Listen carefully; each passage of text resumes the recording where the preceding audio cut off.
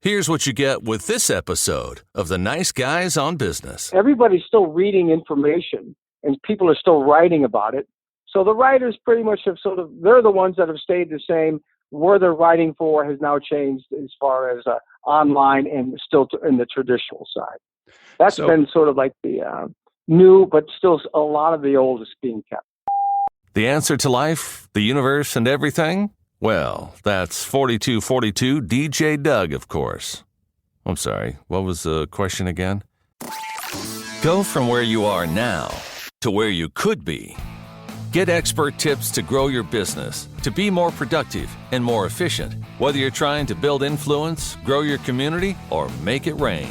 Best-selling author of Nice Guys Finish First, Doug Sandler, can lead the way. The Nice Guys on Business is produced by Turnkey Podcast Productions. Now, here's your host, Doug Sandler. Nice Guy community, check this out. So Steve Allen is our guest today, and he's the founder and president of Steve Allen Media. It's a bi-coastal public relations media agency with offices in Los Angeles, San Francisco, New York. The agency's tagline of PR with a conscience is a behavioral value that the team strives to walk and talk every single day that they are in existence. The firm takes aim at working with innovative companies, individuals, and authors who strive to make a positive impact in the world. Well, Steve, I got all of that behind now. Now we can really have a conversation. Welcome, Steve Allen, to the podcast, man. Hey, thank you very much. It feels good to be here. Good to be here, man. I'm excited to have you here. And we connected through JJ Flazanes, obviously my girlfriend and podcaster also. How did you guys actually start working together? I don't know. I think it came through a mutual friend. Someone had mentioned to JJ that, hey, there's a publicist in town that's sort of like-minded that could maybe be a good fit for you, because she was looking to get her message, sort of have the media pick up on her vibe and, being able to express herself on TV or in podcasts and print, etc. And talking to the young, wonderful JJ, your girlfriend, Flazanes, she's a beauty, man. She's smart. Yeah, she's cool. Totally. She's on a cool spiritual path.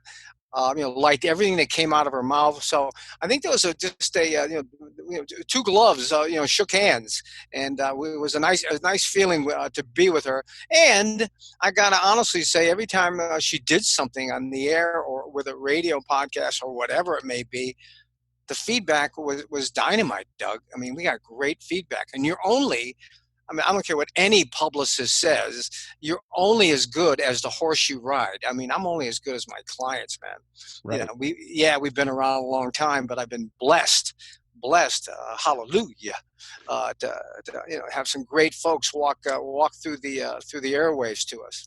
So tell me a little bit about how PR, obviously you've been in the business for a while, over 20 plus years, I think. Oh, stop, Doug. You're going to tell them how old I am next or what? Okay, 15, 10 years, 12 years. No. So you're right. I've been doing it almost 28 years. Wow, that's incredible. And I graduated in 1986 from University of Maryland with a PR degree. And did you? Yeah, but I never used it. I look at it and I say PR is not what we all know. PR, I'm in the PR business. Geez. We all are. We're in the people and relationships business. So maybe just share a little bit about how much things have changed over the last 20 plus years of you being involved in the industry.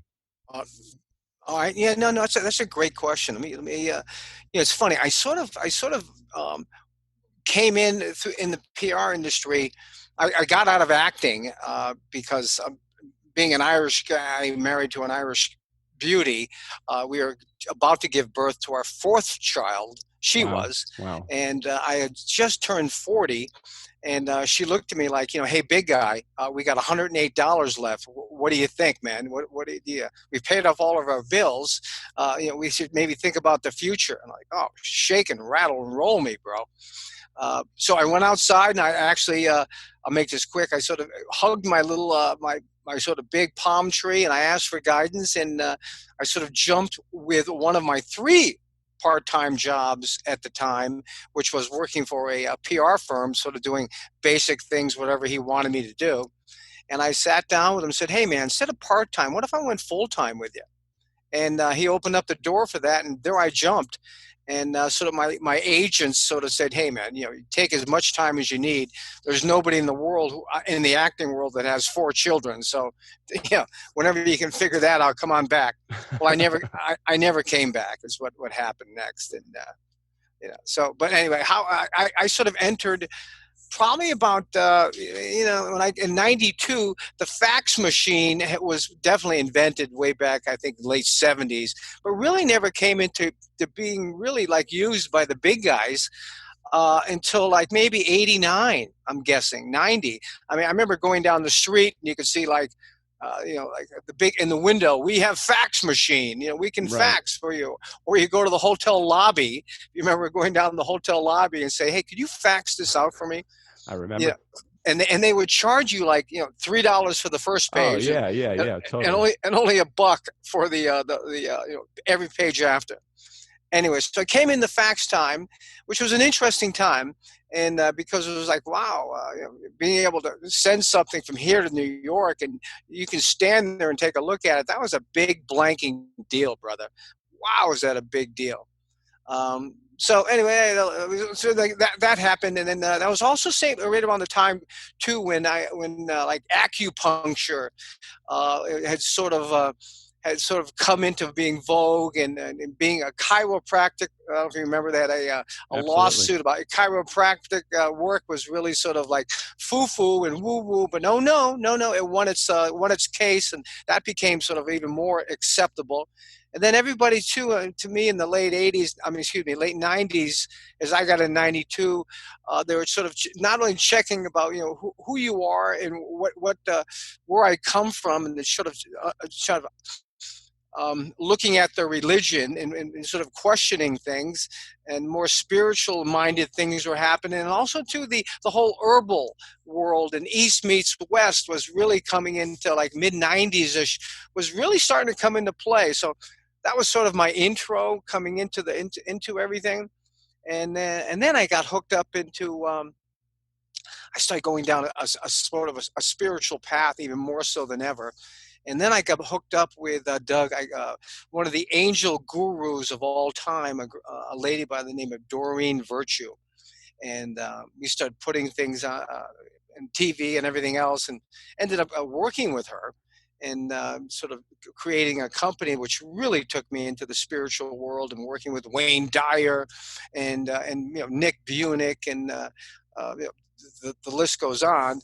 And then I kept going with that with my PR world, and then the what do you call it? The piece. Everyone started putting a computer on the desk, which was a big blanking deal. Right. My gosh, that was a big deal. And that was, that also came out in the late 90s. I was a little slow. I probably didn't have it till like 01, 02-ish, my guess, I'm thinking now. I'm still doing a lot of things by hand. And, the whole technology world was not really big back then. But, the whole spiritual world was sort of jumping, and I was into lifestyle and spirituality. But so as we sort of progressed and we sort of kept climbing up the hill, and here came, 210, 211, 212. Also, as we all know, social media became bigger and bigger, and everybody in the world had a computer, and on and on and on. And especially the last, I would say, 4 years. And I would say the last 2 years even bigger than the first, than 3 and 4, but the last two. God, social media is like enormous. And the traditional media, I would say the seesaw, in some ways is balanced. There's between traditional media and social media. But the big thing for us, which I almost as big as the fax machine way back when for the publicist, is that we never had social media back then. So now, if you're on, Good Morning America, or if you're on, Fox and Friends, or you get on, George Noory Coast to Coast, you can take your links now, and yes, it's cool to put out your recipes and what you're doing. And as you know, I'm sort of preaching here to the choir. But instead of just saying, this is my mom and dad and holidays and Christmas, and look at the new thing that I got in the puppy, you can now put up your video. So this is my media. This is what I just did on the Jenny McCarthy show. Listen to my new thing. Or, look at me here on the Today Show. So I would imagine that because of the prevalence of social media and all the technology, and again, you just Sure. went through a broad brush stroke of what I know. technology and between the computer, social media, fax machines, and yeah, I agree with you. All of those things have completely changed the face of public relations. So from your perspective, how have you been able to keep up? Because now you're competing with, you're an agency that has multiple people that works for you. You're Sure. across the country in several locations. And at the same time, you're competing with the person that has a large social media following or is an influencer on social media on a specific channel, or maybe many that could probably do it or might think about even doing it at a fraction of the cost of a traditional PR agency. So how have you been able to keep up with technology? And I guess I ask that from a perspective of, there's so many businesses that have to do the same thing, compete with the ultra little guy, the solopreneur with no overhead. How do you compete with that? Well, no, you see, and that's what I was saying to you. It's like there was like a New York Times not too long ago. Like, if you don't have a publicist, you sort of don't know what's going on. If you don't have a lawyer, you got to have those things. You got to be in the media all the time. And what I was saying is that the social media has been a really nice marriage for the publicist. We never had that before. Yeah. You were on The View, Doug, or you were, let's say whatever you did, whatever media thing you came out in Glamour magazine or something. It was over with. It was done. Not unless the magazine laid around or you Xeroxed it and you sent it out to all your customers. Well, nowadays, what's cool is in your social media, and you're right, these big influencers, hey, did you happen to see me on the third hour of Good Morning America with Right. Michael Strahan? Right. Oh my gosh, look at that. How about that? I have new things that I can sift out to all of my influencers and all of my evangelists out there who's touting my message. We never had that as a publicist. So it's sort of a cool thing to have, because not only do you get the media, but now I can continue it and keep sharing it and keep putting it out there. And every month or two, I roll with it again. I bring it back out again. So you're always, it's always better to have someone else talk about how cool you are. It's like that, it's like that joke, about what did one actress say to the other actress? I'm sick of talking about me. You talk about me for a while. So my thing is, Doug, not to interrupt you, but is to continue having somebody else talk about you. Talk about how great my new book is, or talk about my new seminars across the country. Look at this cool product. I continue to have the media talk about that for me, because you don't want to blow your own horn, and so you just keep that on your social media. So as someone that owns an agency, is your job less of a initiator of some of this information and more of a pot stirrer to keep the conversation going on social media? Or if you see it on social, I'm really curious how this works, because you're managing the reputation of brands. So for you to see something that might be either neutral or negative about a client on social media, are there steps that you take in order to try to turn that around, to stir the pot in the proper direction? Yeah, one of the things that you were talking about was like, looking at and managing people's brands. It's funny, Doug, being a PR firm, I tell you, most of the people that we're dealing with, because we don't really deal with big companies, we're usually dealing with like JJ, individuals, authors, very small companies, small nonprofits. They usually have their own person sort of managing their own social media. We can work with them, obviously. There's a couple folks in our office who are pretty darn good at that. But mostly what they're asking us for is to maintain keeping them in the media view, keeping them present, so they can add all of their media to their social media. And that's really what we've been doing most of the time, if that sort of answers that question. Yeah, absolutely.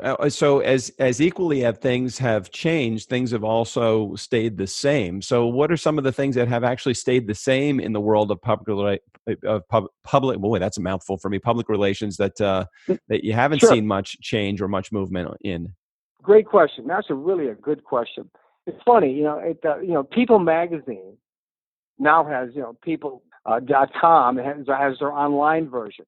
Everybody has their online version now, which is cool.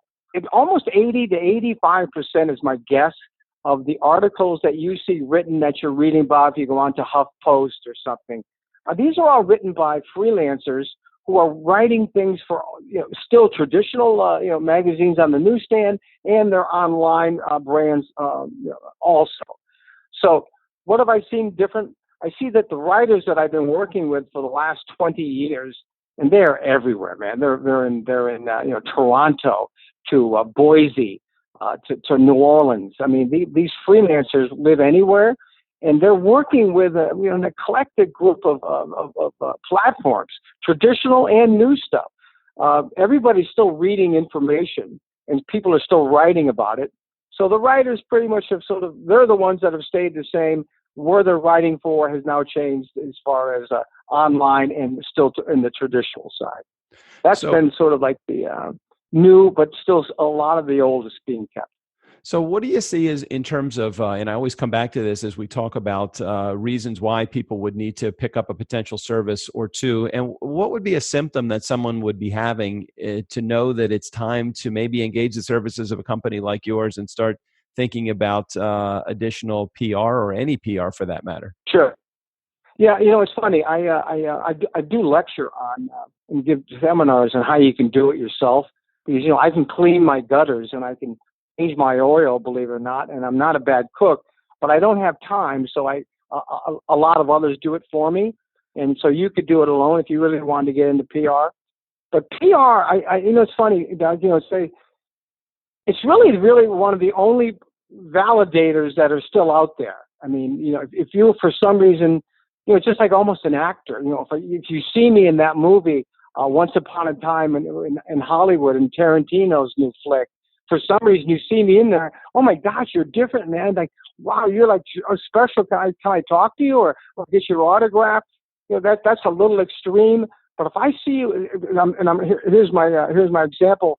If I see you in like a cool magazine like Fast Company, talking about what's going on in your brand or your thought of some kind, and you're being quoted and something cool, and you're being talked about, I sort of look at you differently. I mean, publishers love that you have media exposure. They not only do they love that you have a big social media following or social media presence for sure, but they love that you're visible and they love that you're out there. So it is a perception changer. There is nothing out there that does do that except for the media. And if you want to get a publishing gig, or if you want to be a speaker, or I want to do more things. I want to get myself out there. It's like Bill Gates said, man. I love that quote. If I only had $1, I'd have a publicist. I gotta be constantly having someone blow my horn for me and have it out there, because it's a big perception changer. And it's one of those things. If you can afford it, you should do it. It's definitely on the fork of marketing. It's definitely one of the prongs. So, Steve, what should somebody expect to pay? Whether it's somebody that's just beyond a do-it-yourself kind of environment where they're actually having to put something in place that's professional, or full-scale advertising and media campaigns. Where should somebody there's people that are in our community. I'm probably one of them. I know I'm one of them that just really have no idea, with the exception of when I released my book a handful of years ago. I remember some of the publicists were looking for $2,500 to $3,500 for a month just for a single campaign to help me, with the book launch. I can imagine how much it would cost on a grand scale for an entire brand to be promoted. Well, you're right. I mean, I don't really. It's funny. I've been in a couple meetings recently where companies are saying, "Let me help your big nonprofit," or "Let me help you," which is exactly what I heard yesterday.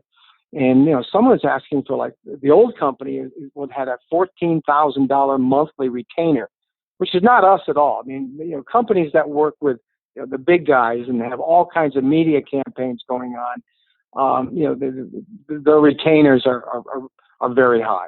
Yes, granted, it's a wonderful write-off, but you got to be using that you got to have making a lot of money to have that kind of PR firm. But let's just go back to guys who are smaller. Where I'm at, I'm into authors, smaller companies, things like that, doing national campaigns mostly. following them around as they go to different cities and speaking and giving them local media in Memphis or Minneapolis or wherever it may be. That's the kind of work that we do, along with national media, et cetera. So it's sort of a combination. And it's not that far off of the number you said. I mean, it can be anywhere from 2,500 to 3,500 still, depending on. And the crazy part about this is really so true. If you did this in New York, whatever I'm quoting, they're another $1,500 more expensive if someone doing it in New York City. And I have New York presence.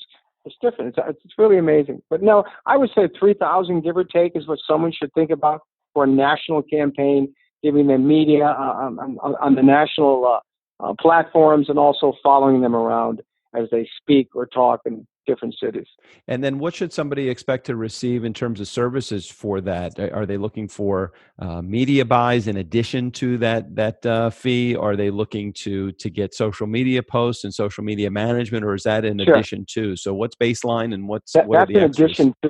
That is in addition to, Doug. That is someone that's they would be talking to their social media folks about that. That's a whole nother ballgame. That's definitely an add-on. Our strength does not lie in that.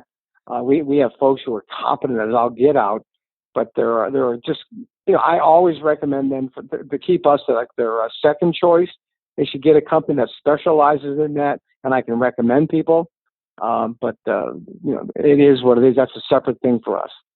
So when it comes to social media or any other kind of marketing ideas, what advice would you give to somebody that is looking to put together a relationship with a PR company? Like if you were the one that was interviewing a PR company, what kinds of questions would you ask them, or what kind of advice would you give to them? And I had a product, or if I only want social media. Well, I'm thinking about it in terms of, we have so many people that are in our community, and their product width is so broad. I can help. Okay, I'm with you on that. I would definitely. It's funny. The old days, there used to be one doctor that sort of pulled your teeth and gave birth to a baby and gave you penicillin for your fever. Oh, ha ha ha. There used to be like only one publicist. For the PR world, man, I tell you, in the last, I've been around 28 years now, and there are folks who do only wine and food. There are folks who only do boating. There are folks that only do celebrities. And even that celebrity world gets broken down to comedians or actors. So first of all, what I would do, if I was someone who's listening, I would talk, whatever PR firms you're talking to, ask them what their specialty is, where their strength lies. Because let's just say that I'm a race car nut, and I have a cool new engine that I just built in my garage, and I'd like to get that out to the media. Well, I wouldn't really want to talk to someone that promotes comedians, or that promotes wine or whatever. What would you look for? Well, I may look for someone that works in the outdoors, and I may look for I don't know.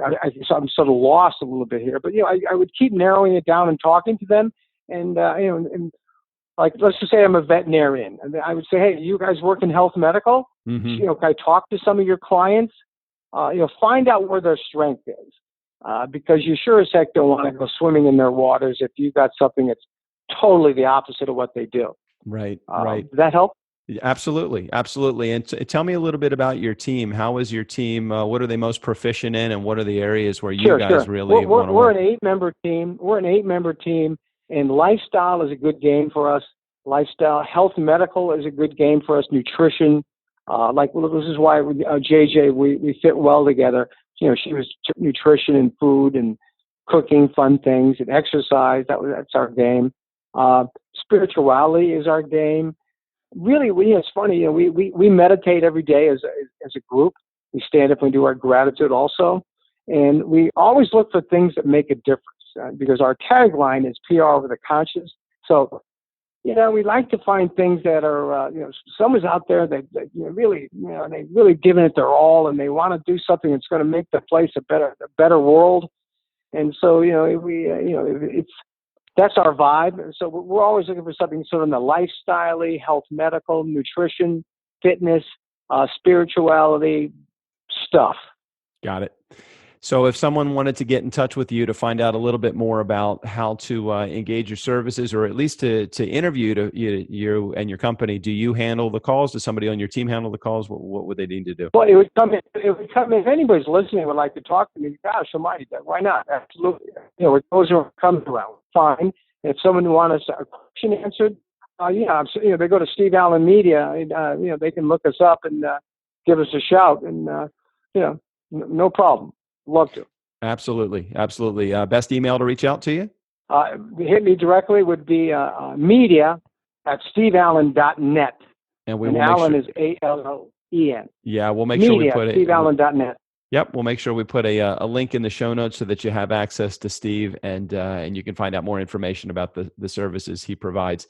Steve, so last piece of advice, last piece of wisdom that you could share with someone that's in our community if they were thinking about taking action or to do some investigation about PR for their company, for their brand, what would be the first step that you should take they should take in order to take action on that? What would your advice be?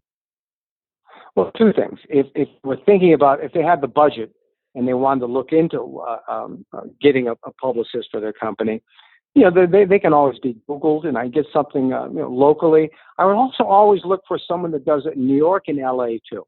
You'd like to have both coasts covered. And those are two media capitals. So you like to find someone locally. I'm thinking. It's funny, Doug. I'm thinking all of us are in LA. But wherever you're listening, I would insist that you get somebody who's got LA and New York presence, because it's very difficult for someone in Chattanooga, even though I like that town, to say, geez, I hang out in New York and LA. Well, that's kind of tough for you to do. Mm-hmm. Those are your two media capitals. So I'd find that. I would make a few phone calls and I would ask them what their strengths are, even though I'm looking at their website. Find out what their strength. What's your favorite stuff? What are your favorite clients? And that'll give you a good idea if you work underneath their umbrella or not. Because you definitely want to be under their umbrella of strength. Whatever waters they're swimming in, you want to be also in those same waters. You want to be those are the waters I want to be in those media streams. Because everybody can say, hey, I'm a publicist and I have a great database. Well, bullshit. You don't. What do you think about during the day? What does your team think about? So that's the key. Number two would be if you want to do it yourself, take a breath and you can look up about how to write a release, which still is the calling card. You can look up the media that you were looking for. By living in Cleveland, I could find the Cleveland TV shows, the Cleveland newspapers, the Cleveland next doors. I can find everything. And it's funny what Google has. And they'll give you access on how to send things in, how to submit. And you send in a crafted one-page release that you Google how to write a release, something easy, something that can be read easy. Think about like a USA Today, nice headline, something underneath it, something easy in the body that they can all read, and contact information. Send it in. Maybe even have enough nerve to call up. Say, hey, did you receive what I sent you? Call their newsroom. No, send it again. Resend it again. Resend everything again, no matter what. Wait 10 days, always resend. I do it 3 times, actually, and resend. If you got to do it yourself, come on, roll your sleeves up. You can do it. It's possible. You got to be a little bit of a pain in the neck. The follow-up phone call, the follow-up email, that's where the money is. I mean, that's where you got to really roll that boat. You got to call them up. You got to be a pain in the neck. That sort of separates the boys from the big boys. I love that advice because kind of like everything when you're growing your own business, I can remember and I love some of those guys that are wannabe entrepreneurs that come to me and they say, I tried to start that, I sent a couple of emails and I reached out to such and such, just never heard back. I guess it wasn't a good idea. And I'm like, I keep thinking, how many freaking ideas do we get in the course of our day? And you've got to be pounding those ideas into the heads of the people that are potential users of it. And if you're not, then I don't really think that you have a lot of passion behind the project that you're working on. So great advice. And thank you, Steve, for providing it. Oh, no, you never give up. I mean, if it keeps talking to you inside, and how do you monitor that? How do you know? Because you can't, it's when you're laying in bed, it's there. you're sitting in a movie and you're watching the movie and it pops up into your thoughts. Oh my gosh, if it's relentless and it keeps coming out at you and keeps coming out at you, go find somebody to make it happen, because you're getting an intuitive hit, and you listen to those things. I love it. Great information, great advice, and thanks, Steve, for providing all this great information to our community today. Thanks for being here on the Nice Guys on Business podcast. Hey man, the last thing I could say is, we do the media for Santa Claus. And I hear it's going to be a banner year. And I do hear the Roaring 20s are going to be really bad, man. Really in a good way. Hey, nice. A nice Jewish guy doing the PR for Santa Claus. Well, I guess hey, Santa shows nothing, man. Santa's like 31 flavors. Santa's like, he loves everybody. Well, it's true, and you do have the opportunity to work on Christmas Eve. Although Hanukkah does come very close to Christmas this year. You may need some. Hey, we overlap, bro. I know it. I'm a member of the tribe. I completely understand. Well, Steve, thanks for being on the show today and sharing your message. Peace, brother. Nice Guy community, never underestimate the power of nice. Again, special thanks to Steve Allen. All of his information, including access to his website, will be right there in the show notes. Steve O'Brien, go ahead and take us out of here. For the Nice Guys on Business, I'm Steve O'Brien. They have listeners in other countries? I didn't think anyone was listening outside of their house, except maybe their moms.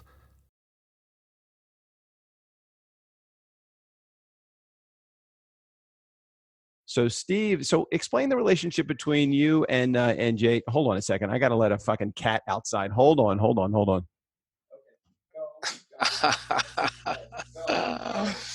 go, bye. Sorry, we'll edit that out. Come on, now that was a setup bit. You had that all planned out. No, good. Listen, I tell you, you're good. I like it. Whenever you have extra animals in the office, it's like, holy crap! It's like I just want to be able to be at peace with recording. Well, yeah, I tell you, and I don't know about you, but the folks that I deal with on a regular basis, I tell you, I can hear dogs barking in the background, or someone will say, "I'm home, honey." So it's like the whole work scene and how we talk to people. What's going on behind them has really changed. It's a great idea to have $1 billion organization and then just have a cat or a trash truck fuck it all up. So anyway, what I was talking about was... All good, bro. All good. I say we're going to edit that out, but I know what's going to happen. You will hear that as rolling out as the episode, because Strickland never listens to the episode. So Nice Guy community, forgive me for cursing at the cat, but it's a constant struggle with on what side of the door does the cat actually want to be, and they can never make up their mind, and to keep the door open is sometimes more of a challenge than not, because then they just will. I don't. Anyway, Steve. Tell me about, we connected through JJ Flazane's, obviously.